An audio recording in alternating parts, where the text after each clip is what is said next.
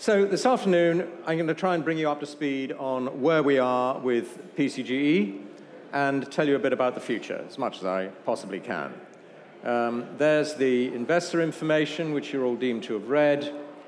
And now we're going to have a look back at the recent timeline. So I think it was the Queen that termed the word annus horribilis originally. And this was a pretty good description of 2017 for PCG Entertainment, with the exception of Bob McDowell joining the board, which was the best part of 2017.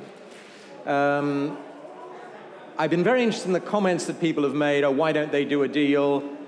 We actually did try to do one. The funders rejected it because of the Employment Tribunal litigation. And we were on a knife edge of delisting for most of the year, actually. I thought it would be okay once we'd done the audit, but then, of course, if we can't do a deal and we can't do a transaction, we're still on that knife edge.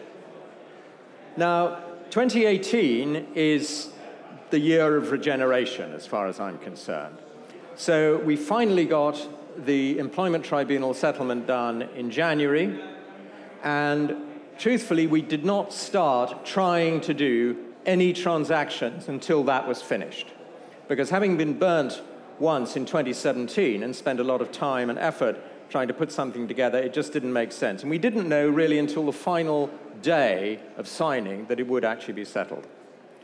And of course, we've now announced some of the stuff that we're doing.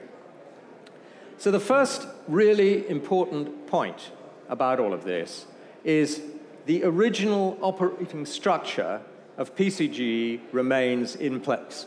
So, important bits, this whole structure for operating in China would be very hard to replicate today. It would be time-consuming, expensive, even if you could get it done. And whilst it's important that Sihai Geizhu has a media license, it's also important that we can run anything through this structure. And we have still the Kanawaki gambling license held through the subsidiary in Gibraltar.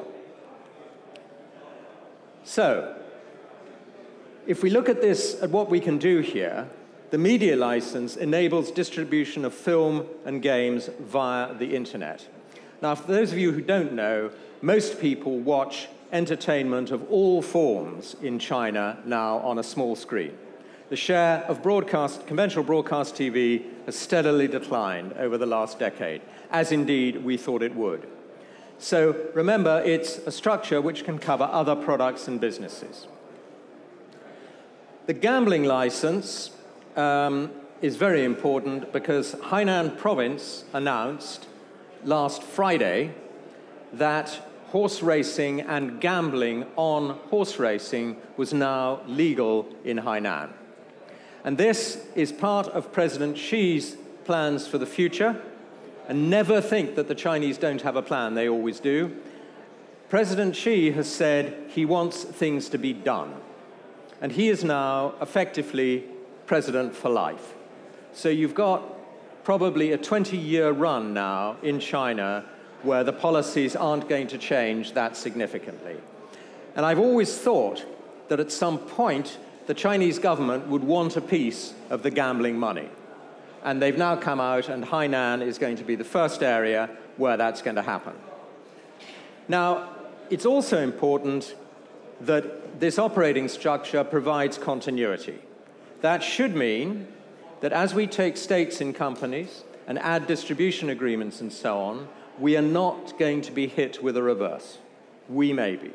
So bear that in mind. But since we always intended this structure could be used for multiple access to Asian markets, we do have a constant theme right the way through everything we've done with PCG so far. So, just to give you a bit of a change from the RNS, if you've read the RNS, I'm going to take the RNS in reverse order. So, smart ledgers and blockchains. The first part of this is a little bit of a lecture on the difference between the two. So for those of you who are knowledgeable about philosophy and things like that, man is born free, but everywhere is in chains, Jean-Jacques Rousseau. My point is, smart ledgers of the future, blockchains can tie you down. So, is there a difference? Anyone know the difference between a blockchain and a smart ledger? Okay. This is a Bitcoin blockchain. It is capable of doing one thing, and that is recording the purchase or sale of Bitcoins. That's it. That's all it can do. It's a it's clever, it's distributed ledgers, it's secure, but that's all it can do. And just as a little aside, the power consumption of Bitcoin mining is equivalent to 2 Irelands. And that's the whole of Ireland, not just little bits of it. Now, the company that we are looking at taking an investment in is Chainsey PLC. And that is floating in London later this year. It owns all of the distributed smart ledger technology developed by Zien Group since 1995. And the difference between a distributed smart ledger and a blockchain is that the smart ledger can execute programs within the ledger linked to the transactions. So for instance, you could have the arrival of a container at a ship recorded, the container is put on the ship, the blockchain is told when the ship sails, send a message to my friend Jack's son in Shanghai, the container is on the sea, and that will be tracked and geolocated so he will know when it's going to arrive. Now, we may well invest in Chainsey in order to secure the distribution rights, the technology in Asia.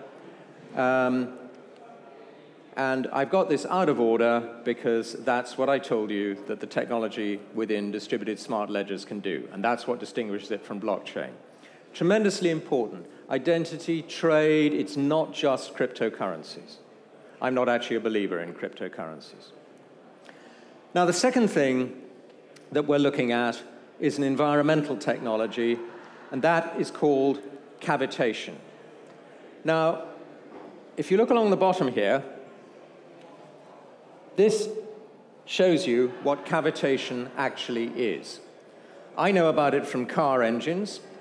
In the last century, they knew about it from, century before, they knew about it from ships' propellers, where as they spin in the water, the micro bubbles are sucked towards the propeller and they explode at the speed of sound. And that creates a cavity, hence cavitation. And normally this is something that you want to avoid in an engine, and you certainly want to avoid it on a propeller. And what these guys have done is they've actually harnessed it. So what you can actually do is when that liquid is forced into those small volumes and the shock waves are created, they are using that to separate liquid substances. So, for instance, oil and water, food waste. It can't do full desalination, it can do partial desalination. And this is a very exciting technology because, as far as we know, nobody else has managed to produce controlled cavitation. So what does it look like? That's it. It's quite small. That's the actual heart of the beast where the cavitation occurs, and the actual device that creates and controls the cavitation is that. So that is what creates the bubbles at the speed of sound, forcing them into the substance, the liquid substance, to create the separation. And obviously, you need different speeds for different substances. And so, it actually tunes itself. And you can see it here selecting the pressures and speeds that it's going to use to separate the substances. This is programming that the team that invented this have done themselves. So it's actually a very sophisticated piece of kit. Now, lastly, we're circling back to media and gambling.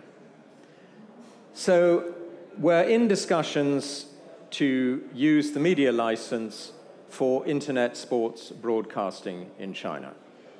And this is with a group who already have the rights to do this in certain countries in Europe, covering various types of sporting events. I can't tell you any more because you'll work out who they are, and that's still confidential. But those are negotiations that are well underway.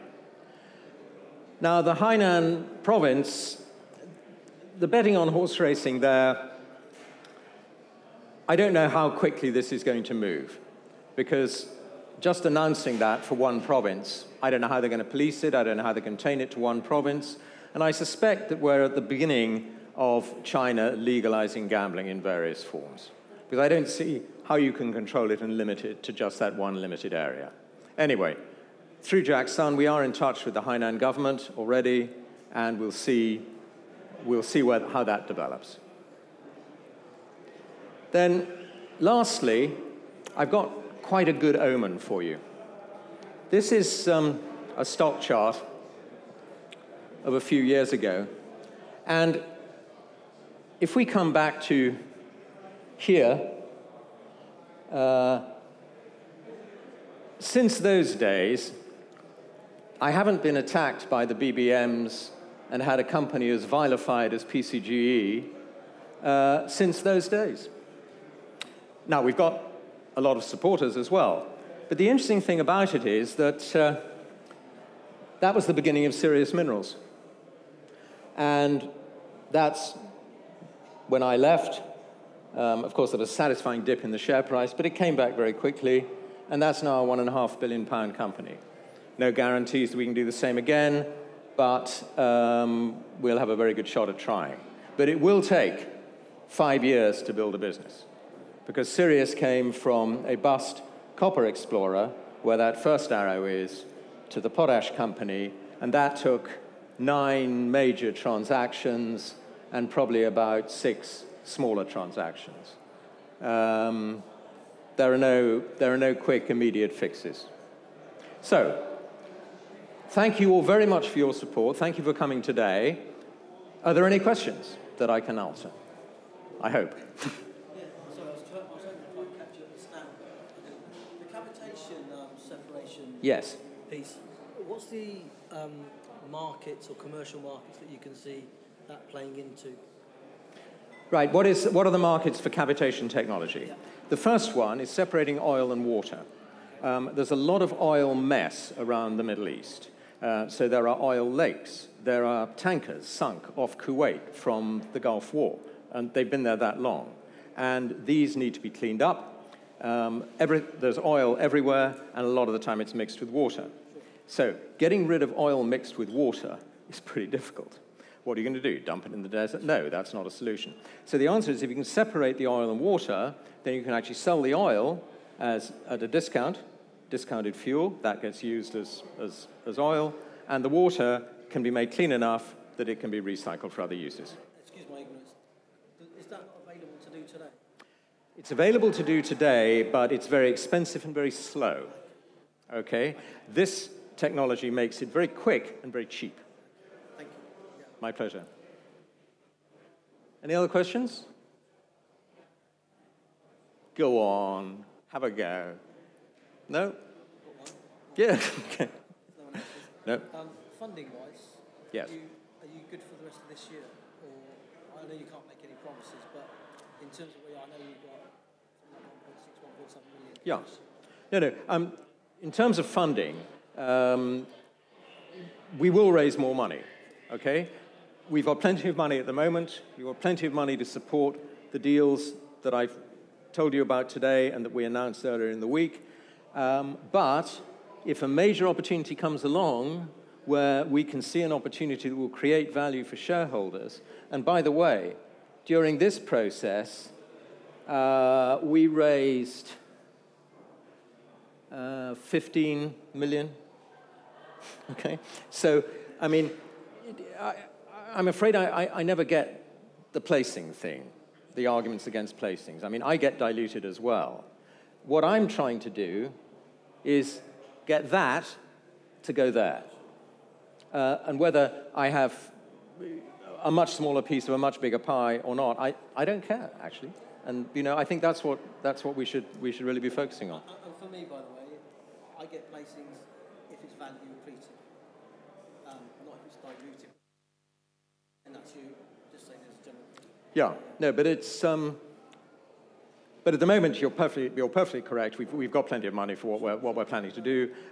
So no immediate plans for anything in that regard. And I think what you've got there is a really exciting set of opportunities that I'm really looking forward to seeing develop. I'm sorry, they probably can't hear you. Sorry. This gentleman thinks this is a really exciting set of opportunities, and I completely agree with him. Yeah. Thank you, sir. Thank you. I just wanted to not make it all one-sided. Okay, right. Richard, do you see it? Yes. In terms of the transactions, the free transactions, Yes.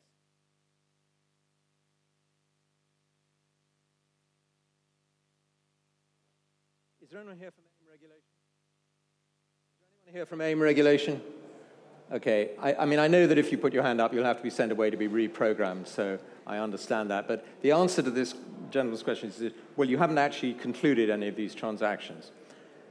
What I'm trying to do is to inch towards where we can have what is effectively a conglomerate with environmental, technology, and media. If I try and do that immediately, we'll be delisted, something will be classified as a reverse, and so I'm tiptoeing along the line of trying to avoid that. Because when we did Sirius, we managed to do that whole series of transactions without any of them being classified as a reverse. Because reverses are very expensive. $500,000 if you're lucky. You know, often more than a new listing. So we're in advanced discussions. We've announced that. So that's our objective there. in terms of the Riverford agreement that you've got currently in place? In terms of the Riverford agreement, yes. Well, the environmental deal that we lost in the US when the funders, the American part of the funding backed away because of the Employment Tribunal claim, the deal with Riverford was part of that whole package. So we're left with a small piece of the total package that we had agreed. At the moment the Riverford deal is suspended, I know Brian Kinane extremely well. We've done very good deals in the past. We'll work our way out of this. I mean, we always do with Brian. And not all Riverford deals are bad deals.